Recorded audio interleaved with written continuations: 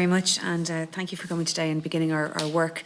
Thank you for your statement. It doesn't reflect with the experience that I have with parents in my community, and indeed other communities who have come in here to speak to members. We have parents identify a significant continual uphill struggle as they seek to access early intervention for their children and school places for their children, as they seek to retain school places, as they seek to get appropriate education programmes developed in a consistent way across schools, as they seek to get SNA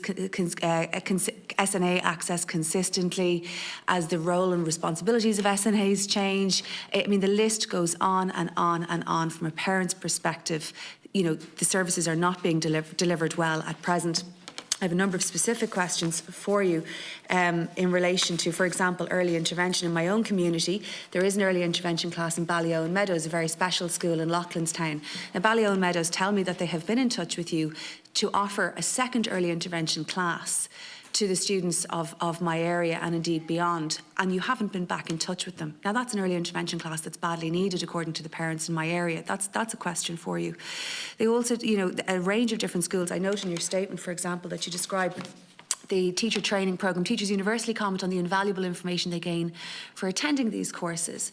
But what teachers, I feel that's just too self-congratulatory. What teachers are telling me is that there is not enough access to PEC and TEACH courses, that they have insufficient access to ongoing training. So it's not enough. And I'm trying to be brief here because I know that I do want to give you an opportunity to respond.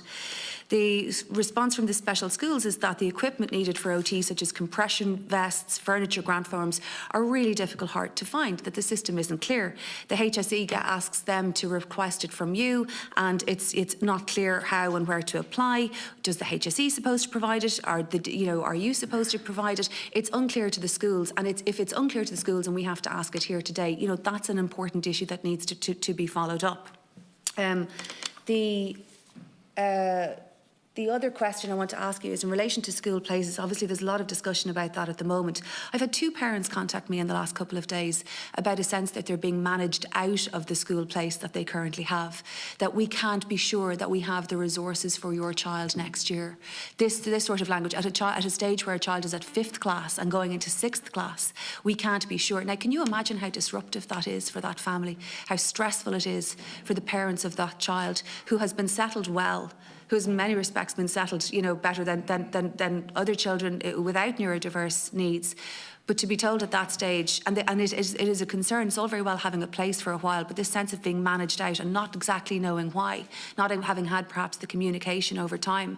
So look, I know there's a whole range of different issues there, and I suppose what I'm reflecting is the huge frustration that parents of autistic children have at the moment in the service delivery that's being provided to them, quite apart from the occupational therapy, the speech and language therapy that they're not getting, the experience in schools even at present. And it's all of these nuanced issues. It's the being managed out. It's the it's been given a list of schools by the NCSE and giving a list of schools to parents and sending them off to call all the full schools and beg them to take their autistic child. You know, and in some cases I have had parents telling me that they're pretending the child isn't as autistic as they are, or that they don't have the difficulties that they are. I'm using their language now, not mine, to try to access a place, to try to secure a place. And what is the response of the NCSE when a place breaks down and when there's that sense of being managed out? Just because there's sorry, let me respond to that because I appreciate I've given you a lot of information there. Thanks, Deputy. And just to recap, in terms of where we've come in the last decade, it has been quite spectacular in terms of the level of investment in the sense of special classes. Just over a decade ago, we're just slightly over 500. As we currently speak, there's over 2,466 special classes have actually been delivered. Now, that has been complemented very, very ambitious capital investment programme that has seen a permanent accommodation in over 292 special classes and additional capacity for 112 classrooms in 22 special schools delivered through the National Development Programme capital investment period over the last 3 years. Now, there's another further 700 projects currently progressing under the National Development Plan that will deliver over 1,300 new special education needs classrooms and 200 replacement special education needs classrooms catering for over 7,800 special education pupils across primary and post-primary. Now, almost 100 of these projects are currently on site and will ultimately deliver classroom spaces for over 1,000 additional. Mr. Carney, I'm sorry. This is my time, and I've asked you a series of questions. I do feel like that information could have been included in your opening statement. I'm just trying to get to the questions that I've asked you, please. Yes, I suppose when I referred to there 10 years ago, I was principal in a secondary school. I've been appointed chief executive to the NCSE with the last 3 months as such, and a lot of the fears and reservations you're expressing in terms of the parents, I've been out there, I've been meeting parents. I completely empathise with some of the concerns and frustrations that are voicing in terms of securing placements. Demand here is challenging supply. In terms of 315 classes being delivered this year has been a very significant range of delivery by the NCSE. I'm not saying it's perfect for one single second. I certainly acknowledge that, and I can see that in my own community. I can see the additional classes there. I can see the efforts that schools and parents have gone to in collaboration with the NCSE to be creative. One school in Booterstown, for example, proactively identified a parish hall next to it, and the school and the parents and the department really have worked to secure that and find the additional space. However, I go down the road and there's a school of 600 children, which needs a lot of work. That school needs a lot of work anyway, but I don't feel like the NCSE came to it with the same creativity, the same ambition to find the extra space, which I can see adjacent to the school. So my point is that, yes, you're right, and you're to be congratulated on that additional work, particularly over the last 2 years, and I can see a pipeline over the next 2 years, but more needs to be done to try to really be creative and secure those premises. So many parents and schools are also trying to drive this. I completely acknowledge that, and I completely acknowledge the collaborative challenge that's ahead of us all, both at parental level, school staff level, and working in collaboration with the department and the NCSE in terms of delivering the comprehensive range of supports that are required for special education provision. I completely agree with your comments and observations in relation to that, Deputy. Okay, could I ask you about the early intervention class in Ballyone? Could I ask you about clarity about how to get occupational therapy equipment such as compression vests and other materials? Should the school apply to the HSE or to yourselves? Thanks, John. Deputy, I'm afraid I don't have an answer on the Ballyone Meadows early intervention class here with me today, but I will follow up and I'll come back either through the committee or directly to your office. Thank you. I'm sorry, I just don't have that information with me today.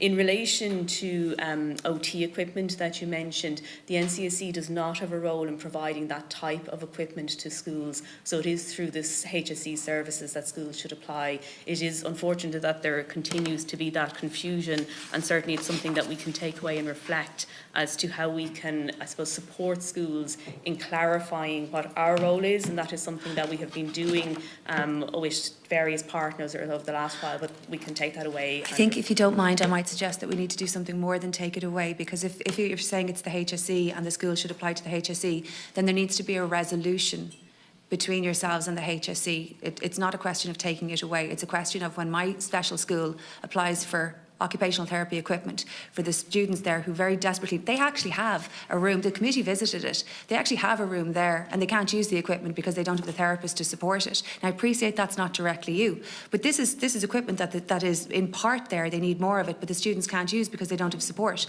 But even when they are applying, if the HSE is telling them that it's to apply to you, this is a real problem, and this is something that needs to get resolved this week. There needs to be a resolution between yourselves and the HSE this week, so that those schools, when they apply the next time, have total clarity. I accept that, and it is something that we can take up for that school, particularly in relation to that. As I said, we don't have a role in providing equipment, and we can make that clear to both the local HSE team and to the school. Okay, and can you clarify, can you make sure that the HSE comes back in a way that's helpful to the schools? Absolutely.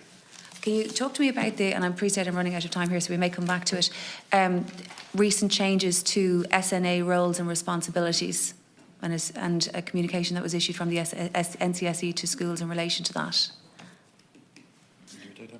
Certainly, thank you. There has been no change to the role of SNAs, so I'm unclear what communication you're referring to.